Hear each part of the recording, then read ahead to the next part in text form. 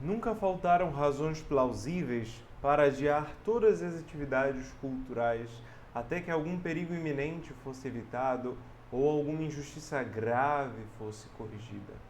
A humanidade, porém, há muito tempo optou por negligenciar essas razões plausíveis. Os homens desejaram o conhecimento e a beleza agora e não queriam esperar pelo momento adequado, o qual nunca chegaria. A Atenas de Péricles nos deixou não apenas o Partenon, mas, de modo mais significativo, a oração fúnebre. Isso não é brio, é a nossa natureza.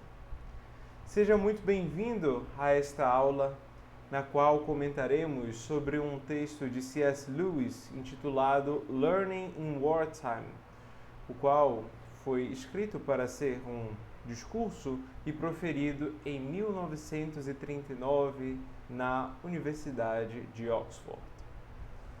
Lewis, nesse texto, nos faz perguntas relevantíssimas quanto à vida de estudos, ou melhor, quanto aos motivos pelos quais nós estudamos, considerando circunstâncias que parecem ser ainda mais relevantes que os estudos em si mesmos.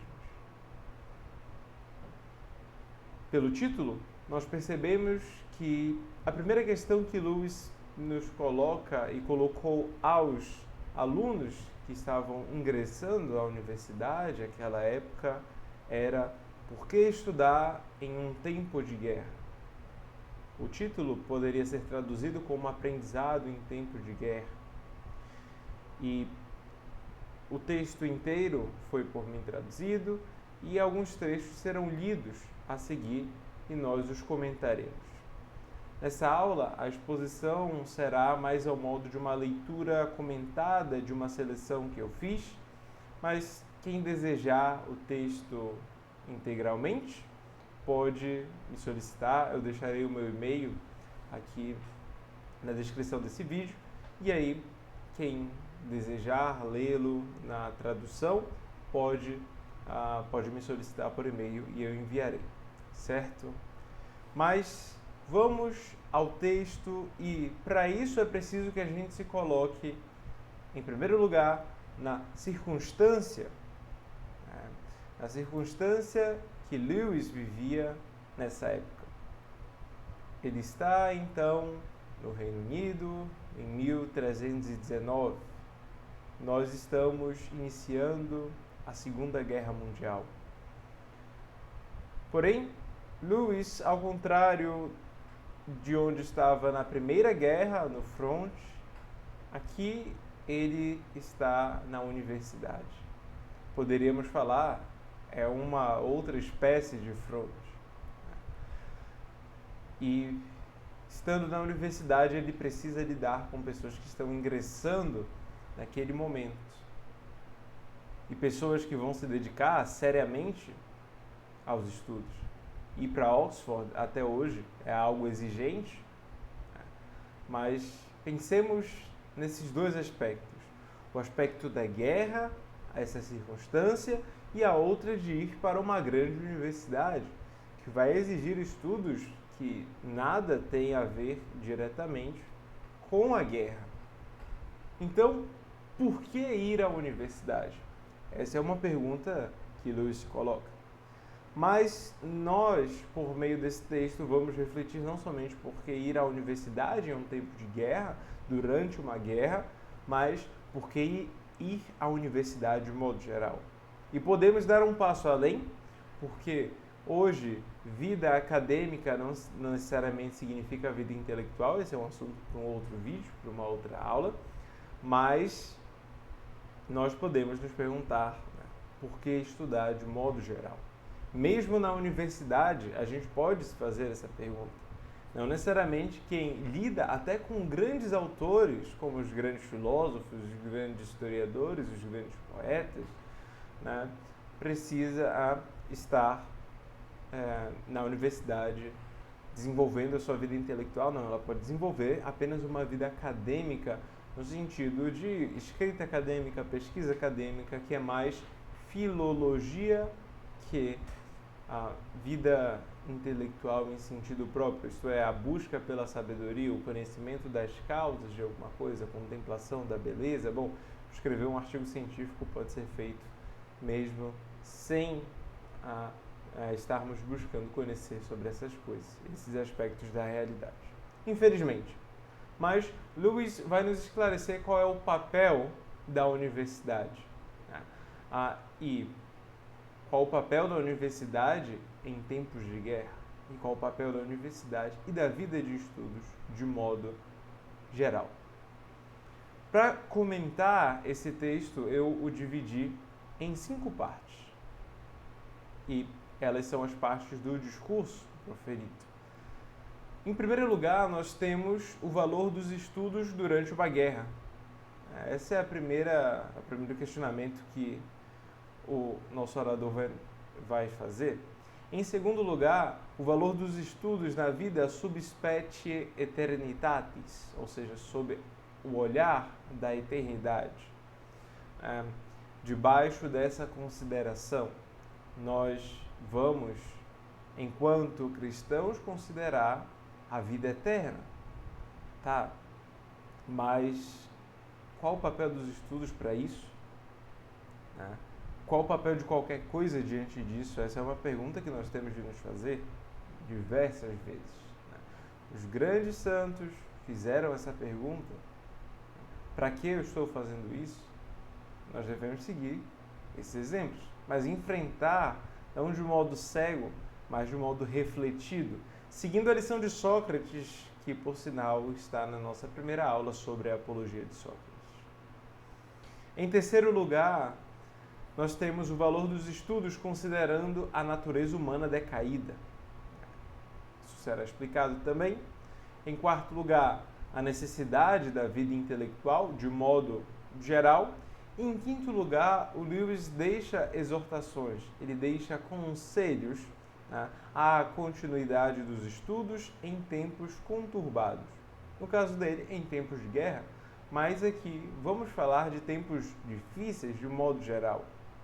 Seja por causa de uma guerra como as guerras, né, pelas quais Lewis viveu, seja no sentido de uma guerra contra nós mesmos, contra o mundo, contra o demônio.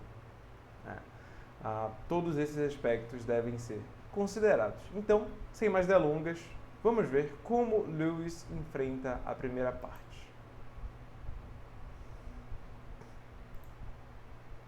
Inicia com as seguintes palavras: uma universidade é uma sociedade cujo fim é a busca do aprendizado. Toda sociedade, para deixar isso claro do ponto de vista filosófico, é a reunião de mais duas ou mais pessoas com uma finalidade que une, uma finalidade comum, uma finalidade que torna aquele conjunto de pessoas uma unidade comum, uma comunidade ou uma sociedade, certo? E a universidade é um tipo de sociedade que tem um objetivo específico, ou seja, a busca do aprendizado. Como estudantes, lembrando que ele estava discursando para estudantes, espera-se que vocês se transformem ou comecem a se transformar naquilo que a Idade Média chamava de escrituários ou funcionários. Né? Aqui é a minha dupla tradução para a palavra clerks. Ou seja, filósofos, cientistas, acadêmicos, críticos ou historiadores. E à primeira vista, isso parece ser algo estranho de se fazer durante uma grande guerra.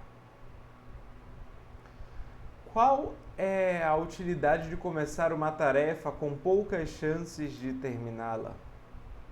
Ou ainda, conquanto não sejamos interrompidos pela morte, tampouco pelo serviço militar, por que deveríamos, na verdade, como poderíamos continuar a nos interessar por essas ocupações pacatas quando as vidas de nossos amigos e as liberdades da Europa estão em jogo? não é como se divertir ou tocar lira enquanto Roma queima. Tá? Então, essa é uma alusão histórica, né, que foi imputada ao imperador Nero de Roma. Foi dito que ele teria tocado algum instrumento enquanto Roma ardia, enquanto Roma queimava. Bom, hoje tomam essa constatação histórica mais como uma lenda do que algo que realmente aconteceu. Mas as perguntas de Lewis são importantíssimas, né? Porque, em primeiro lugar, ele coloca a questão de qual a utilidade de começar algo com poucas chances de terminar. Ou seja, nós, em geral, queremos começar uma tarefa, como começar a vida de estudos, começar a aprender um idioma novo, começar a fazer uma dieta, a fazer atividade física, a dormir num certo horário. Bom, nós queremos cumprir com essas tarefas, mas, nesse caso, há poucas chances de terminá-la. Por que eu vou fazer isso? Se nós pensarmos tão somente do ponto de vista utilitário, isto é, da utilidade, do benefício que advirá com essa atividade sendo considerada como um meio, isso não parece ter muito sentido. Porque se é uma atividade instrumental que visa outro fim, né, o dinheiro, ou o prazer, ou um bem material, né? Então, por que eu vou começar? Porém, algo que Lewis não nos esclarece ainda, mas nós podemos ter em mente. Se é uma atividade valorosa em si mesma, então a pergunta não faz tanto sentido. Ou seja, se é algo que é bom de ser buscado, ser perseguido, em si mesmo, então, por que não fazer? Por que não realizar? Mas vamos chegar nesse ponto. E a segunda questão é, olha, ainda que, embora conquanto não haja a nossa morte nesse momento, por causa da guerra, não haja a interrupção pelo serviço militar, ou seja, a nossa presença na guerra diretamente não seja necessária, mas ainda assim nós não estaremos jogando o tempo fora, poderíamos estar ajudando todos os soldados, todas as pessoas que estão ali guerreando a nossa nação ou dos nossos aliados. Mas nós estamos aqui estudando, mas por quê? Não é como se divertir ou tocar lira, como fizera talvez Nero, enquanto Roma queimava. Bom, uma outra cena, talvez mais próxima da imaginação de vocês, seja a cena do Titanic, do filme Titanic, em que o navio começa a naufragar, a água começa a entrar no navio e há um grupo de músicos que começam a tocar, primeiro o violinista e depois todos os outros começam a tocar ali. Algumas pessoas não fazem nada, ficam com o seu cônjuge ou algo assim, e enquanto a morte está ali na beira está batendo a porta, Mas por que isso não seria estranho? Vamos refletir um pouco mais sobre isso, Mas Lewis, embora ache que essa é uma questão muito importante, precisa considerar uma outra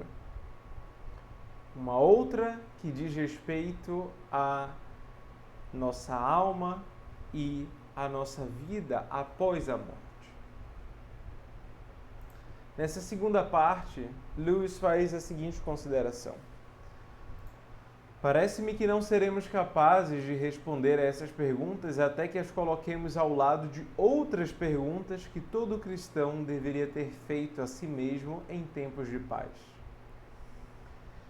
Falei há pouco sobre tocar enquanto Roma arde, mas, para um cristão, a verdadeira tragédia de Nero não deve ser o fato dele estar estar a se dedicar, né, estar se dedicando a se dedicar à música enquanto a cidade pega fogo, e sim fazer isso estando à beira do inferno.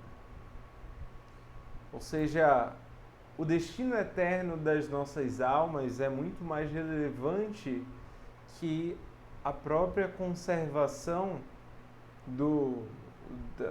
da polis, né, da comunidade política, diríamos do Estado, dos bens materiais, dos bens terrenos, até os bens que são imateriais, mas ainda são terrenos.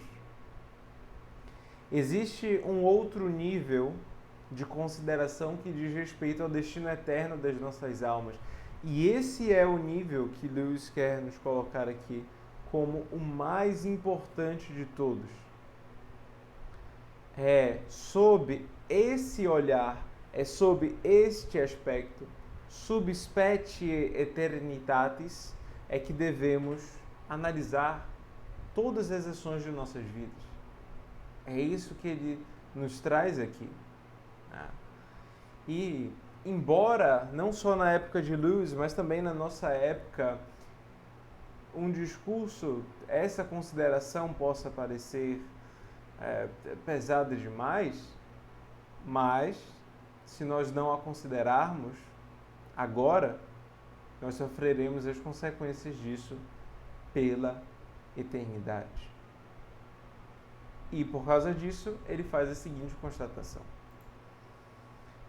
Vocês devem me perdoar por esse grosseiro monossílabo. Sei que muitos cristãos mais sábios e melhores do que eu não gostam nesses dias de mencionar o céu e o inferno. Sei também que quase todas as referências a esse assunto no Novo Testamento vêm de uma única fonte. Mas essa fonte é Nosso Senhor.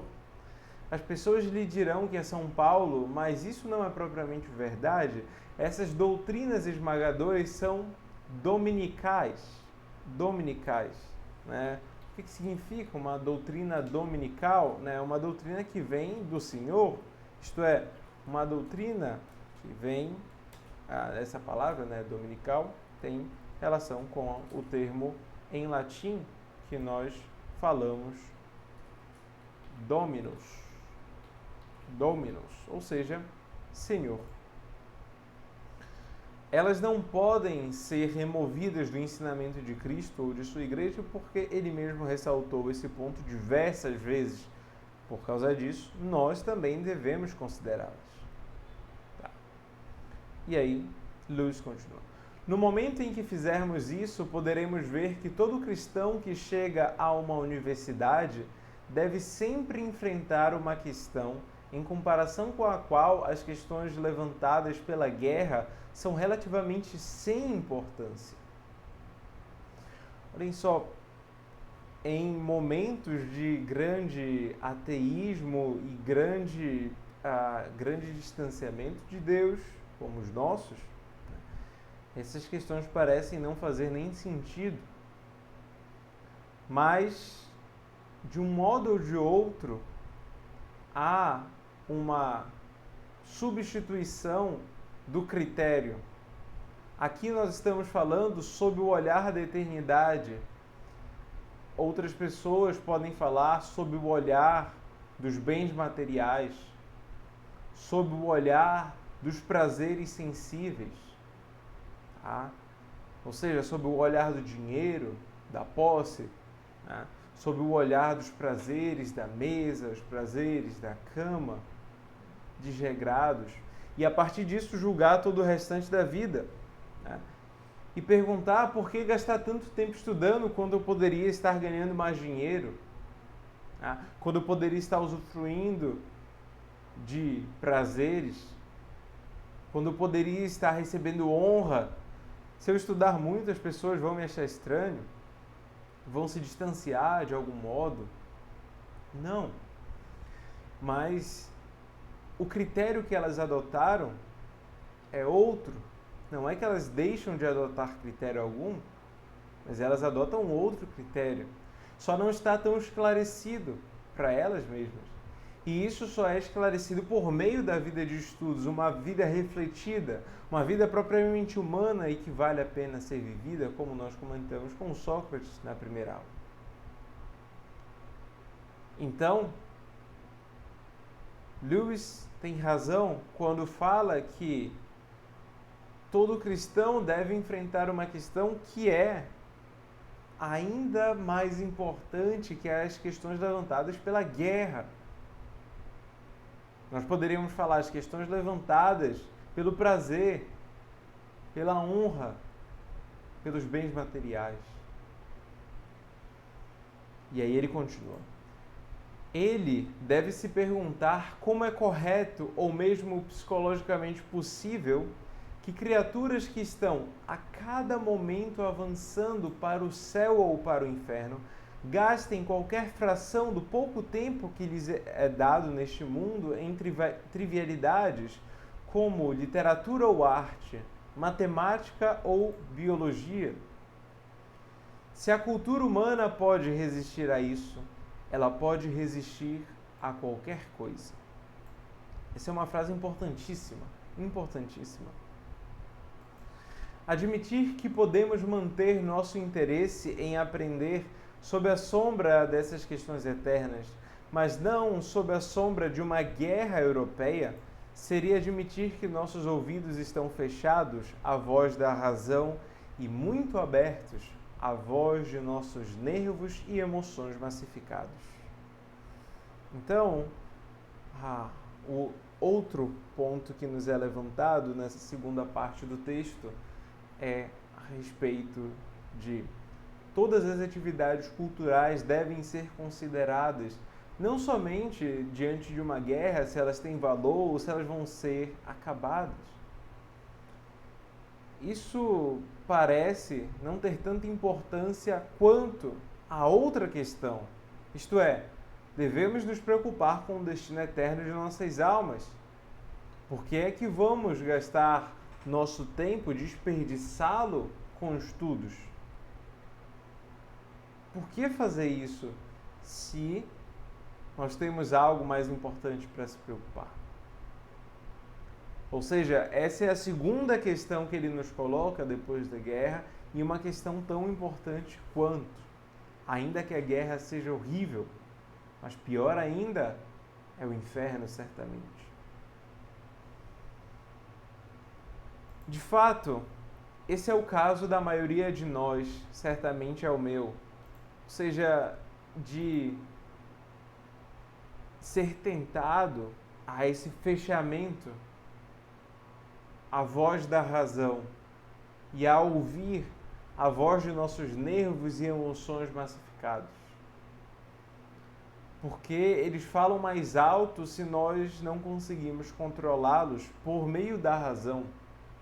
E eles vão falar tão alto que vai parecer que a guerra é a única realidade importante, a única realidade relevante.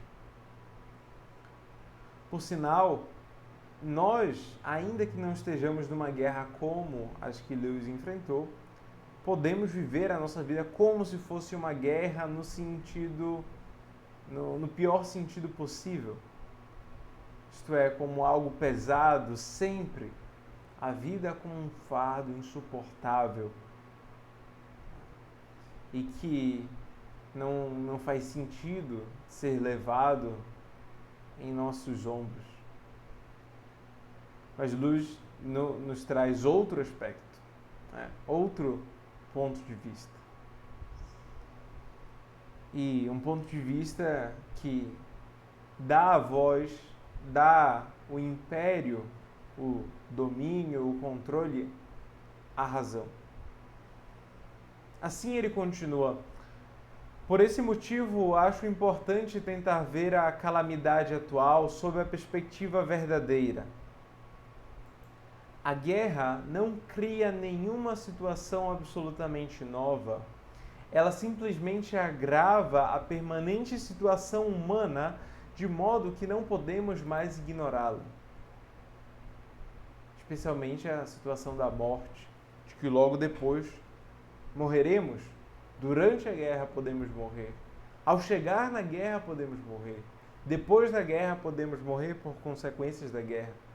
Mas Luz nos fala, mas não é verdade que todos morrerão? Ou todos nós morreremos? Então, a guerra não cria nenhuma situação absolutamente nova. Absolutamente nova, em certo sentido é claro que é, mas absolutamente não. Ela simplesmente agrava a permanente situação humana, de modo que não podemos mais ignorá-la. Isso pode ser visto até como um benefício, como veremos. A vida humana sempre foi vivida à beira de um precipício. A cultura humana sempre teve de existir sob a sombra de algo infinitamente mais importante do que ela mesma. Outro ponto é, nós em algum momento tivemos uma estabilidade plena, bom, talvez no paraíso terrestre com Adão e Eva, mas isso foi perdido. Desde aí, a vida do homem sobre a terra é um combate, é uma luta, como é dito no livro de Jó. E esse estar à beira de um precipício, de um abismo, de um fosso, é uma situação constante. E a cultura humana, ou seja, cultura, o cultivo da alma humana, o aperfeiçoamento de suas capacidades, a aquisição de virtudes, isso tudo faz parte da cultura, esse cultivo, qual, por sua vez, sempre teve de existir sob a sombra de algo infinitamente mais importante do que ela mesma. Mas por que ainda assim as pessoas buscaram? Vejam que nunca faltaram razões plausíveis para adiar todas as atividades culturais até que algum perigo iminente fosse evitado ou alguma injustiça gritante fosse corrigida. Nós podemos até hoje falar isso e falar para as nossas vidas. Olha só, eu preciso ganhar dinheiro, eu não tenho tempo para estudar. Eu preciso fazer uma atividade em casa, eu não tenho tempo para estudar. Eu preciso sair com os meus amigos, eu não tenho tempo para estudar. Eu preciso trabalhar, eu não tenho tempo para estudar. Eu preciso dar atenção àquelas pessoas que estão ao meu redor, eu não tenho tempo para estudar. Mas vejam que a vida dedicada à cultura sempre se desenvolveu em meio a crises, a rompimentos, em meio a dificuldades. Isso é próprio ao ser humano. A humanidade, porém, há muito tempo optou por negligenciar essas razões plausíveis. Olha, tudo isso que tu me falaste faz sentido. Tens de fazer isso mesmo. Mas será que tens de abandonar integralmente os estudos para fazer isso? Os homens desejavam o conhecimento e a beleza agora. E não queriam esperar pelo momento adequado que nunca chegaria. Nunca chegaria. Aristóteles até nos fala, na sua metafísica, sobre o desenvolvimento da filosofia com a estabilidade financeira, de desenvolvimento de Atenas.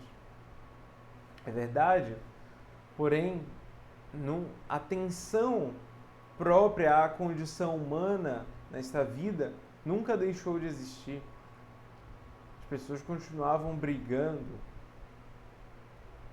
discutindo, disputando, e passando dificuldades juntas mesmo. Isso acontece. O próprio Aristóteles passou por diversas. Era estrangeiro em Atenas. Depois da queda de um grande império, o que ele vai fazer? No final da vida, ele é, de certa forma, exilado. Todos esses pontos perpassam as nossas vidas também. Nós também temos muitas dificuldades. E hoje nós trabalhamos muito mais, precisamos trabalhar muito mais que outrora. Temos uma carga de trabalho muito grande. E um trabalho que é, de certa forma, degradante, porque nos coloca em ambientes muito conturbados e em atividades que não necessariamente acrescentam à vida, ao desenvolvimento do nosso intelecto, da nossa alma de modo geral, mas mais servem como meio para receber os bens materiais, que certamente nós precisamos, dos quais certamente precisamos.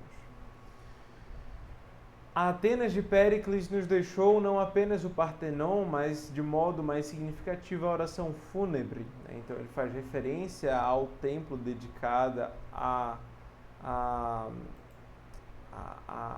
Atena, o Parthenon, e a oração fúnebre, o discurso de Péricles diante de um enterro coletivo após ou no final do primeiro ano da Guerra do Peloponeso, o qual está no livro A História da Guerra do Peloponeso, de Tucídides. Um discurso belíssimo. E sobre o que fala esse discurso? Não fala somente acerca dos bravos guerreiros que morreram lutando, que deram a vida pela polis, mas também do papel de Atenas, um papel fundacional, um papel de guiar, de liderar, de formar, de ser mestra de todo o mundo conhecido, ou a gente pode falar de todo o mundo helênico. Por causa disso, há uma grande relação com o restante do texto.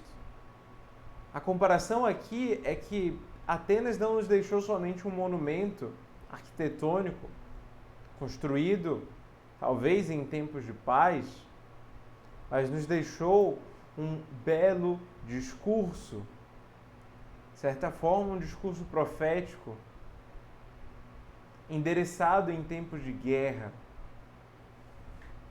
e sobre um assunto que parte da guerra para reconhecer uma realidade que nada tem a ver com organização militar, com ataque, com defesa.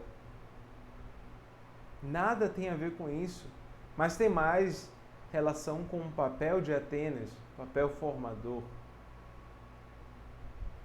Vejam que interessante, no meio da guerra surge um discurso assim.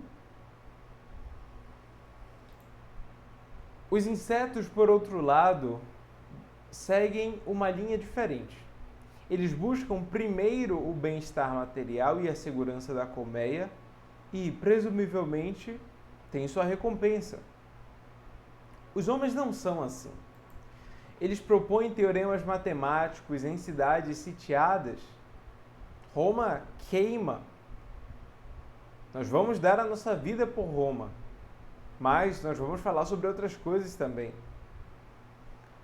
Conduzem discussões metafísicas em celas de presídios, talvez uma referência a Boécio, a sua consolação.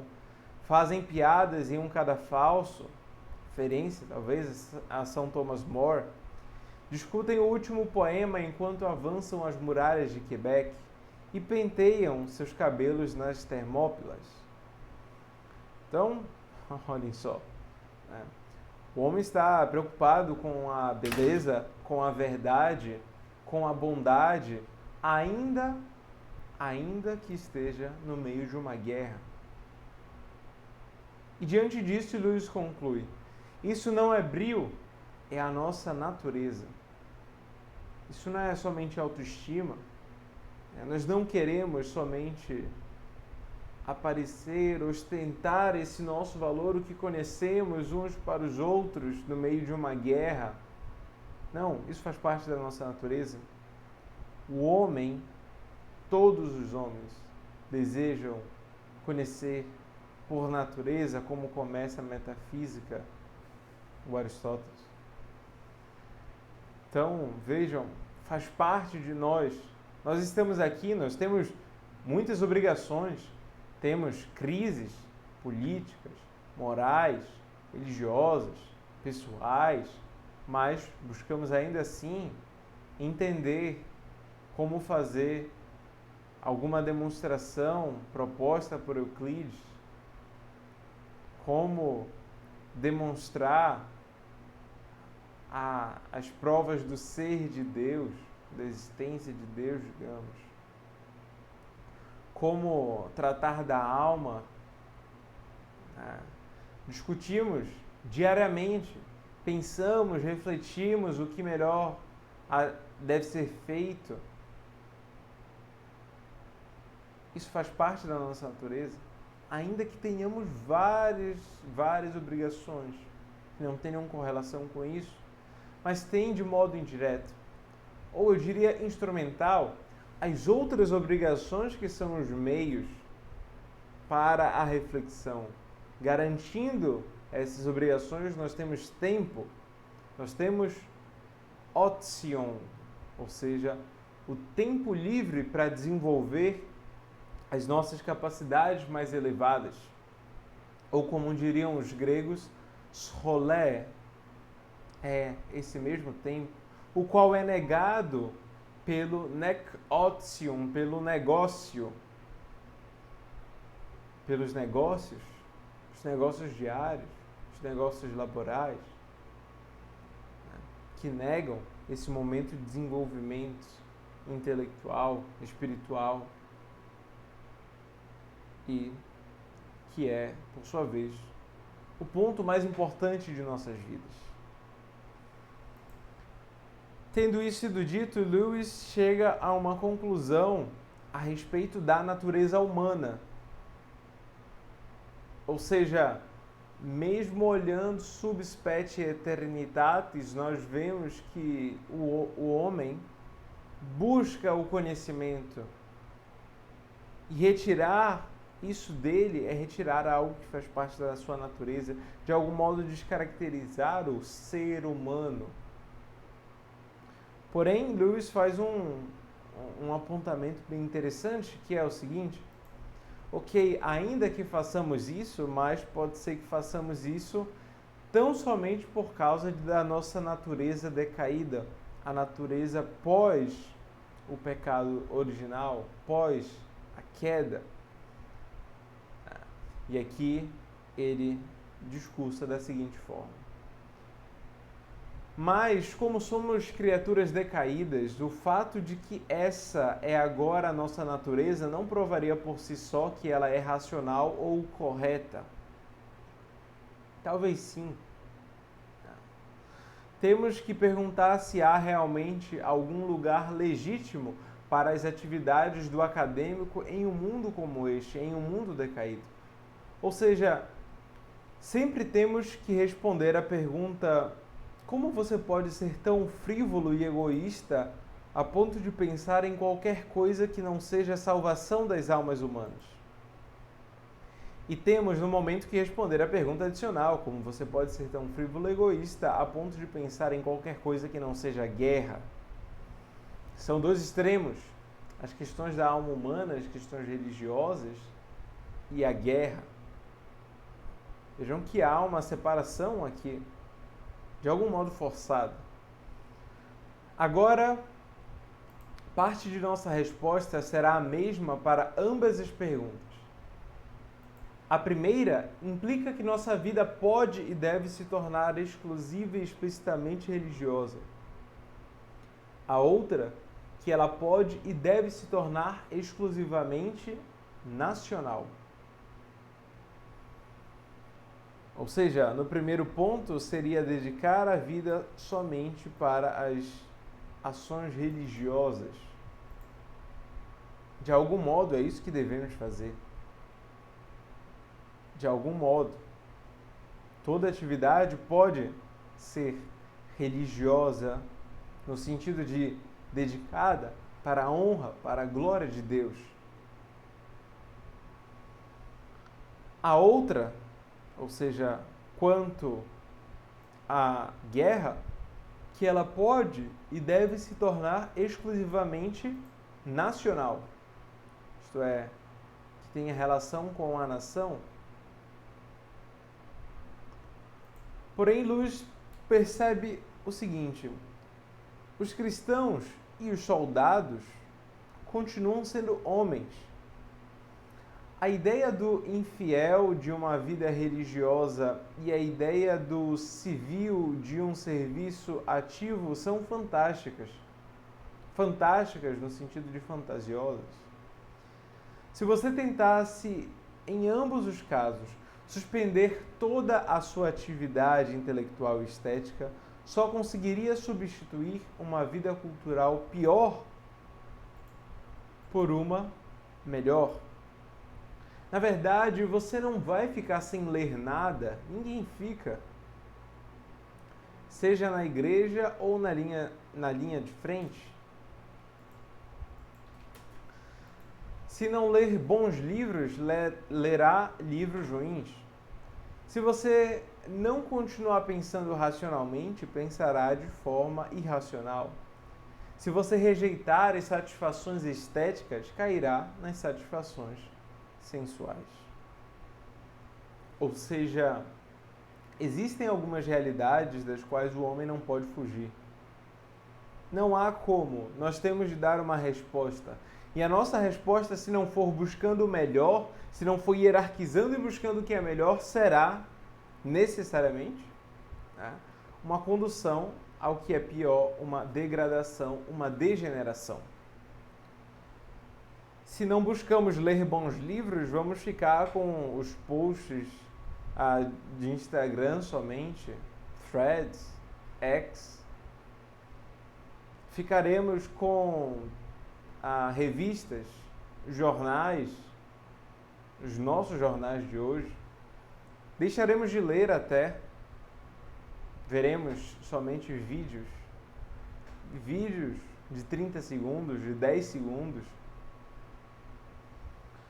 Ou seja, se não buscarmos o melhor e se o ótimo não for conservado e desenvolvido, a sua corrupção será o péssimo, como diziam os romanos. A corrupção do ótimo é o que é péssimo. Portanto, há uma analogia entre as reivindicações de nossa religião e as reivindicações da guerra. Nenhuma delas, para a maioria de nós, simplesmente cancelará ou removerá do quadro a vida meramente humana que levávamos antes de entrarmos nelas. Mas elas funcionarão dessa forma por motivos diferentes. Isso é importante de distinguir. Um homem pode ter que morrer por nosso país, mas nenhum homem deve, em qualquer sentido exclusivo, viver por seu país. Ou seja, destinar a sua vida em absoluto ao país e servi-lo sobre qualquer coisa. Por quê? Porque aquele que se entrega sem reservas às reivindicações temporais de uma nação, de um partido ou de uma classe, está entregando a César aquilo que de todas as coisas pertence mais enfaticamente a Deus, ou seja, Ele mesmo. A pessoa estará se entregando a César de modo absoluto, isto é, totalmente solto, sem limites. Porém, temos de dar a César somente aquilo que pertence a César. A moeda, o imposto, e a Deus, nós mesmos. dar a Deus aquilo que é de Deus, aquilo que pertence a Deus, isto é, as nossas almas, tudo o que temos. Mas dar a Deus tudo o que nós temos não significa fazer somente atividades religiosas num sentido exclusivo. Vejamos o porquê. É por uma razão muito diferente que a religião não pode ocupar toda a vida no sentido de excluir todas as nossas atividades naturais. A tensão colocada aqui entre atividade natural e atividade religiosa. Mas como autores grandes, a exemplo de São Tomás, de Aquino e Santo Agostinho nos ensinaram, a graça humana aperfeiçoa, eleva a natureza, mas não a tolhe, não a degenera. Pelo contrário, a pressupõe algo que será elevado, isto é, a natureza, no nosso caso, a natureza humana, mas é uma elevação, é um aperfeiçoamento, tá? E não é uma atividade que visa acabar com a atividade natural, isto é, pertencente à natureza humana. Pois, é claro, em algum sentido, ela, a religião, deve ocupar toda a vida. Toda a vida. Ou seja, devemos tudo a Deus. No entanto, apesar disso, está claro que o cristianismo não exclui nenhuma das atividades humanas comuns. São Paulo diz às pessoas para continuarem com seus trabalhos. Ele até mesmo assume que os cristãos podem ir a jantares e, o que é mais importante, a jantares oferecidos por pagãos. Isso seria escândalo para os judeus. Mas Nosso Senhor e São Paulo nos ensinam isso. Vejam que interessante essa distinção. Dedicar a vida inteira à guerra, abandonando todas as outras atividades e obedecendo integralmente às exigências da própria guerra, é uma degeneração do dom que recebemos à nossa existência. Entregar tudo a Deus, e tudo engloba as atividades da natureza humana, significa a maior elevação possível que teremos, que poderemos alcançar. Assim conclui. O cristianismo não substitui simplesmente nossa vida natural e substitui uma nova. Ele é, antes, uma nova organização que explora para seus próprios fins sobrenaturais esses materiais naturais, os elevando. Sem dúvida, em uma determinada situação, ele exige a renúncia de algumas ou de todas as nossas buscas meramente humanas. É melhor ser salvo com um olho do que, tendo dois, ser lançado na hiena. Ou seja, considerando que estamos dando passos ou à salvação ou à condenação, devemos pesar quais as atividades que precisamos continuar a praticar. Porém, por si, as exigências de Cristo não se dirigem a um abandono das atividades humanas, mas, novamente, as exigências a pressupõem. E com isso em mente, nós temos uma resposta à questão da natureza decaída, conquanto esteja decaída, mas pode ser aperfeiçoada, elevada por meio da graça, e ainda com essa elevação, esse aperfeiçoamento, as atividades humanas continuam a ser desenvolvidas, inclusive a atividade intelectual. Nessa quarta parte, veremos sobre a sua necessidade. Em qual sentido isso se dá? Agora estamos em condição de responder à opinião de que a cultura humana é uma frivolidade indesculpável por parte de criaturas carregadas de responsabilidades tão terríveis como nós. Responsabilidades seculares, responsabilidades religiosas. Rejeito imediatamente a ideia que perdura na mente de algumas pessoas modernas de que as atividades culturais são, por si só, espirituais e meritórias, como se os estudiosos e poetas fossem intrinsecamente mais agradáveis a Deus do que os garis e os borracheiros. Acho que foi Matthew Arnold quem primeiro usou a palavra inglesa spiritual no sentido da alemã geistlich, inaugurando assim esse erro perigosíssimo e anticristão. Ou seja, somente certas atividades, porque dizem respeito à alma humana no seu sentido mais elevado, ao seu intelecto, é que são atividades valorosas. E elas são de si, ou seja, não importam as circunstâncias, não importa o agente, não importa nada disso, só importa que elas sejam exercidas. E a isso o Lewis responde: vamos limpá-lo para sempre de nossas mentes, isto é, desse erro. O trabalho de um Beethoven e o trabalho de uma faxineira tornam-se espirituais exatamente na mesma condição, a de serem oferecidos a Deus, de serem feitos humildemente, para o bem de Deus. Com essa visão, isso não significa, é claro, que para alguém seja uma mera decisão se deve varrer quartos ou compor sinfonias. Uma topeira deve cavar para a glória de Deus e um galo deve cantar. Somos membros de um só corpo, mas membros diferenciados, cada um com a sua própria vocação.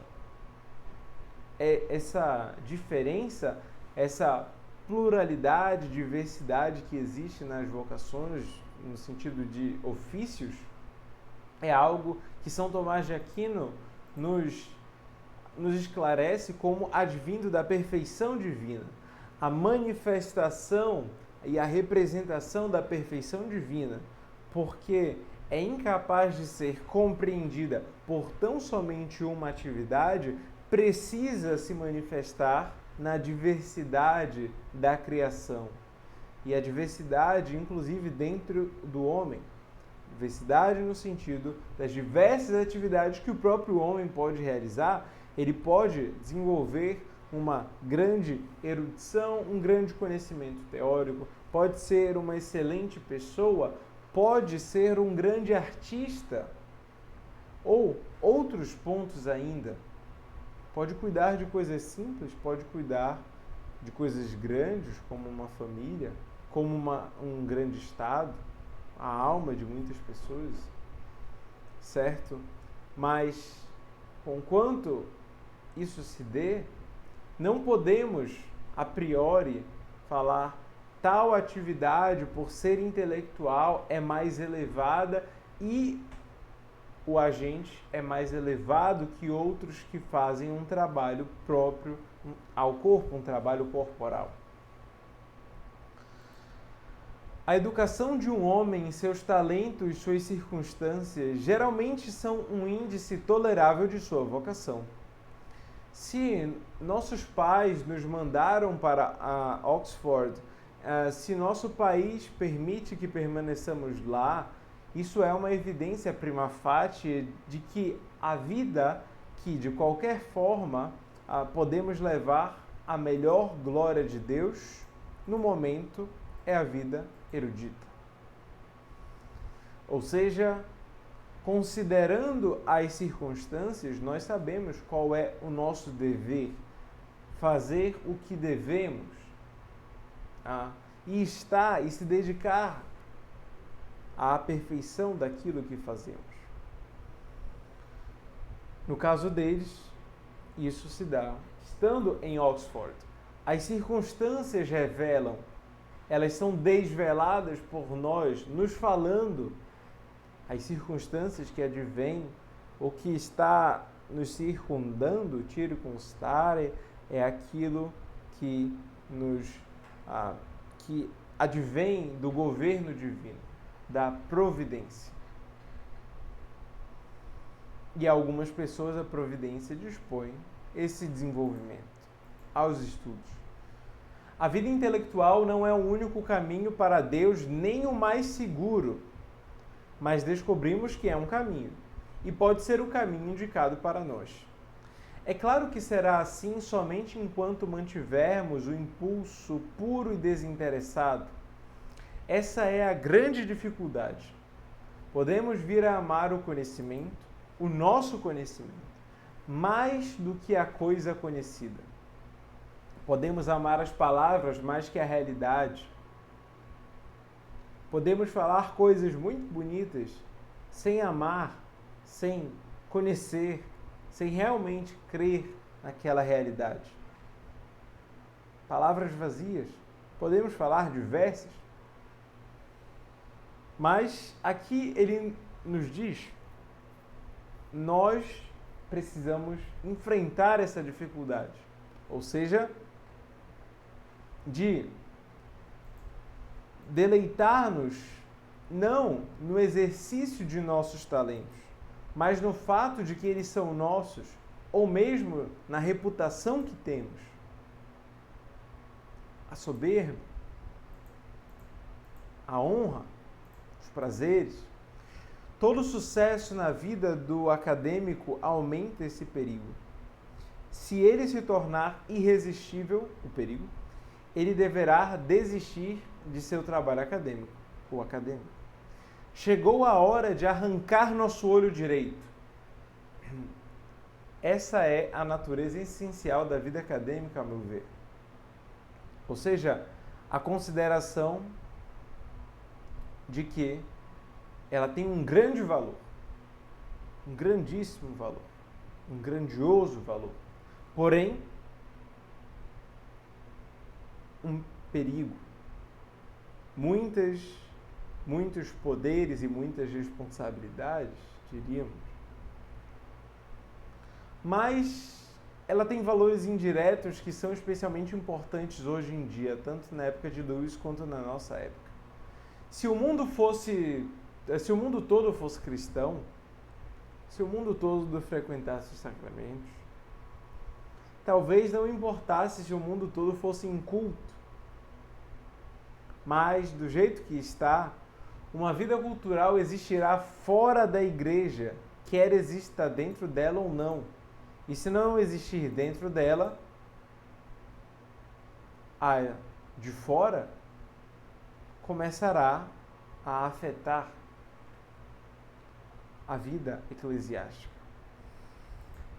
Ser ignorante e simples agora, ou seja, não ser capaz de enfrentar os inimigos em seu próprio terreno, algo muito importante também. Se queremos bem defender a verdade, precisamos conhecer o terreno do inimigo.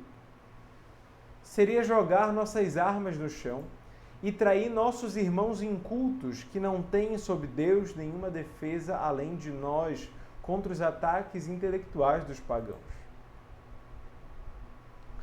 A boa filosofia deve existir. Se não for por outra razão, porque a filosofia ruim precisa ser respondida. Do contrário, ela recrutará muitas pessoas.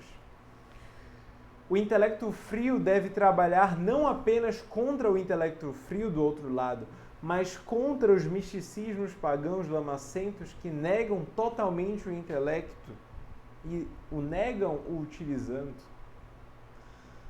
Acima de tudo, talvez precisemos de um conhecimento íntimo do passado. Aqui ele já começa a especificar o tipo do conhecimento.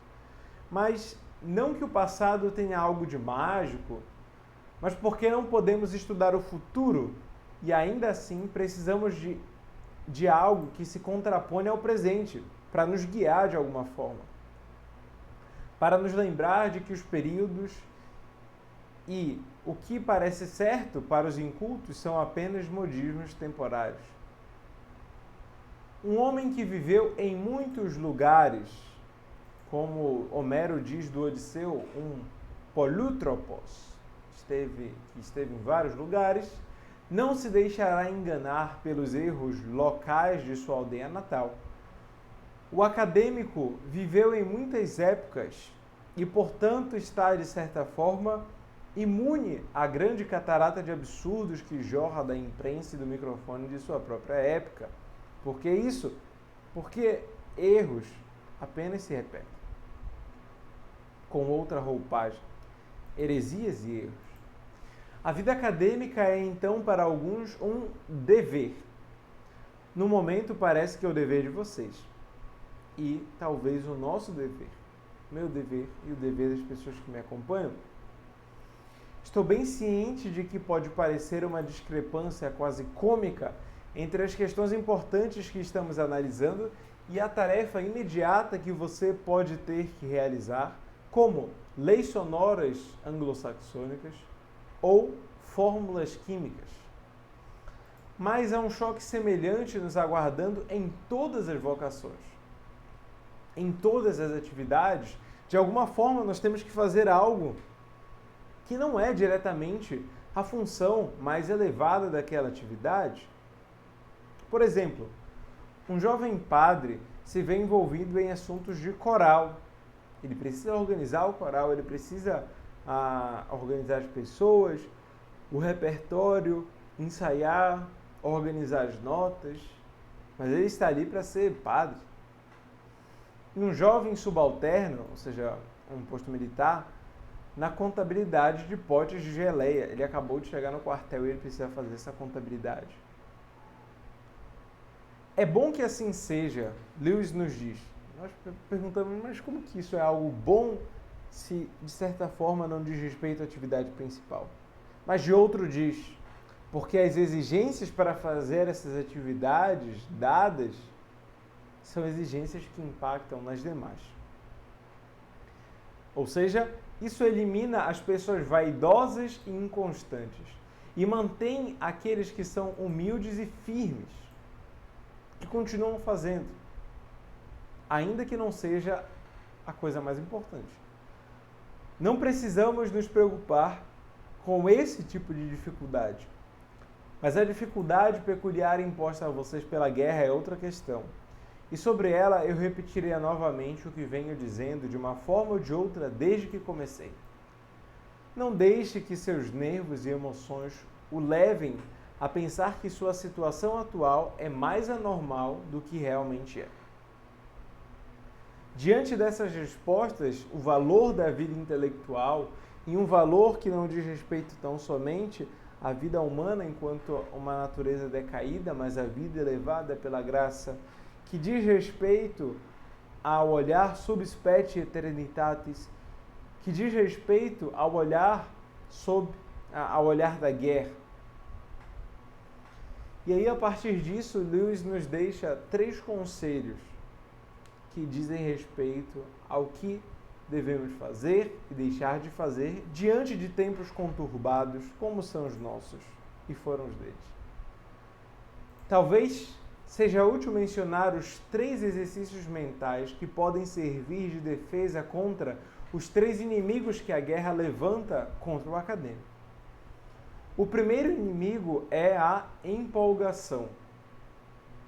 A tendência de pensar e sentir a guerra quando a intenção era pensar em nosso trabalho. Devemos fazer um trabalho certo aqui agora, mas estou pensando na guerra. Vejam que as redes sociais estão potencializando isso. Porque nós podemos saber das diferentes guerras que existem e começar a nos preocupar com todas elas e deixar de fazer o que devemos. A tendência, a melhor defesa é o reconhecimento de que, nesse caso, como em todos os outros, a guerra não criou realmente um novo inimigo, mas apenas agravou um antigo. Sempre há muitos rivais em nosso trabalho. Estamos sempre nos apaixonando ou brigando, procurando emprego ou temendo perdê-lo, adoecendo e se recuperando, acompanhando os assuntos públicos. Se nos permitirmos Estaremos sempre esperando que uma ou outra distração termine antes de podermos realmente começar a trabalhar. Não, eu vou apenas ler essa notícia. Eu vou apenas ver um pouco as minhas redes sociais. Eu vou apenas conversar. Eu vou apenas comer alguma coisa. As únicas pessoas que conseguem muitos feitos, são aquelas que desejam tanto o conhecimento que o buscam enquanto as condições ainda são desfavoráveis.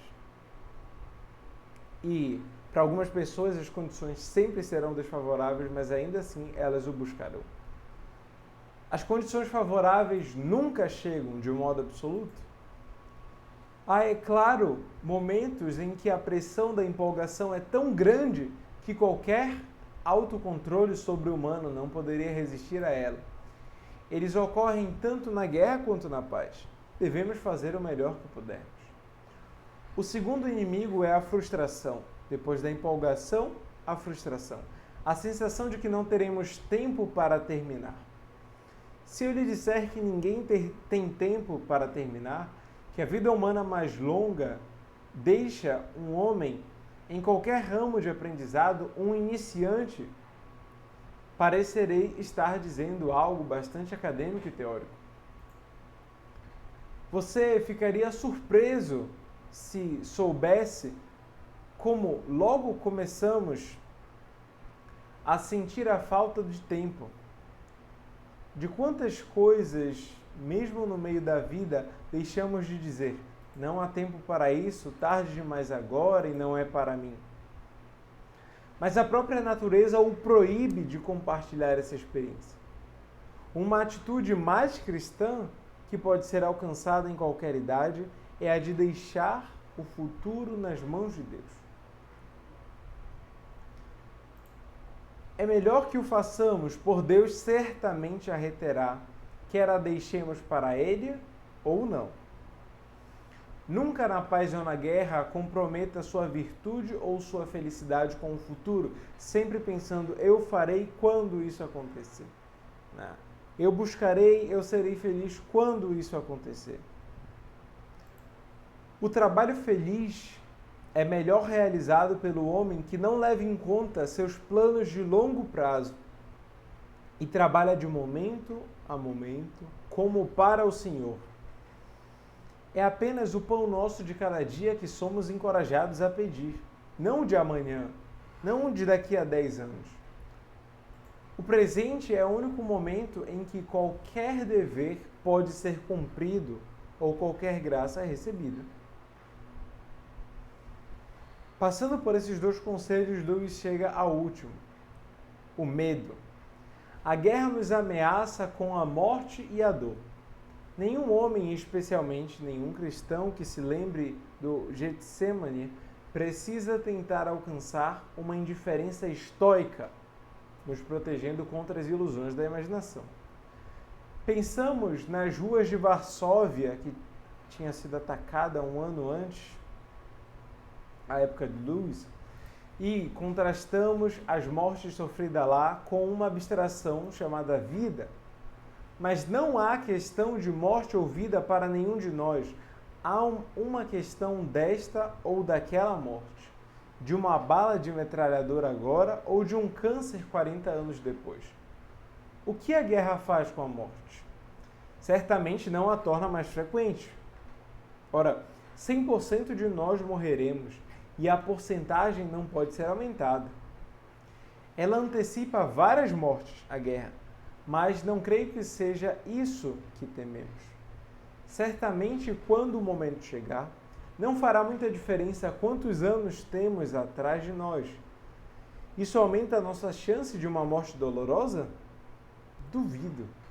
Pelo que sei, o que chamamos de morte natural geralmente é precedida de sofrimento, e um campo de batalha é um dos poucos lugares em que se tem uma perspectiva razoável de morrer sem dor alguma.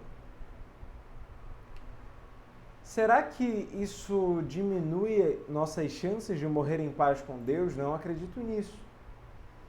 Se o serviço ativo não persuade um homem a se preparar para a morte, Que concatenação concebível de circunstâncias eu faria? Se ele está na guerra e não pensa não somente sobre a morte, mas como se preparar para ela, o que mais faria? No entanto, a guerra faz algo com a morte. Ela nos força a lembrar dela. A única razão pela qual o câncer aos 60 anos ou a paralisia aos 75 não nos incomodam é que nós os esquecemos. A guerra torna a morte real para nós, e isso teria sido considerado uma de suas bênçãos pela maioria dos grandes cristãos do passado. Eles achavam que era bom estarmos cientes de nossa mortalidade. Estou inclinado a pensar que eles estavam certos, justamente porque assim nós podemos nos preparar. Toda a vida animal em nós, todos os esquemas de felicidade que se concentravam neste mundo estavam sempre condenados a uma frustração final. Em tempos normais, somente um homem sábio pode perceber isso. Agora, o mais estúpido de nós sabe, por causa da guerra, vemos de forma inequívoca o tipo de universo em que sempre vivemos e precisamos nos conformar com isso. Se tínhamos esperanças tolas e não cristãs sobre a cultura humana, elas agora se desfizeram. Se pensávamos que estávamos construindo um céu na terra, se procurávamos algo que transformasse o mundo atual em um lugar de peregrinação em uma cidade permanente que satisfazesse a alma do homem, estamos desiludidos. E não é cedo demais. Mas se pensarmos que, para algumas almas e em alguns momentos, a vida de aprendizado humildemente oferecida a Deus foi, em sua pequena parte, uma das aproximações indicadas da realidade e da beleza divina, que esperamos desfrutar assim no futuro, ainda podemos pensar dessa forma. Portanto, Lewis nos explica que o medo da morte, também a distração pensando sobre a morte e a frustração quanto a não terminar o trabalho por causa da morte, devem ser evitados. Devem ser evitados porque eles não nos esclarecem, eles não derivam de um esclarecimento acerca do que é a própria realidade, mas mais de um espantalho que criamos. No texto de Lewis há, portanto, questões que devem ser refletidas sob a consideração da guerra, sob a consideração da morte, sob a consideração das nossas vidas atuais. Ele fala conosco também. E é por isso que precisamos segui-lo, isto é, seguir os seus conselhos e dedicar a vida intelectual a Deus, mas desenvolver este dom, este talento dado do modo mais perfeito possível. Learning in Wartime, então, é um discurso que nos motiva, que nos esclarece onde estamos, o que temos de fazer, e que mesmo em tempos de guerra, mesmo sob o olhar da eternidade, devemos continuar aprendendo. Até a próxima aula.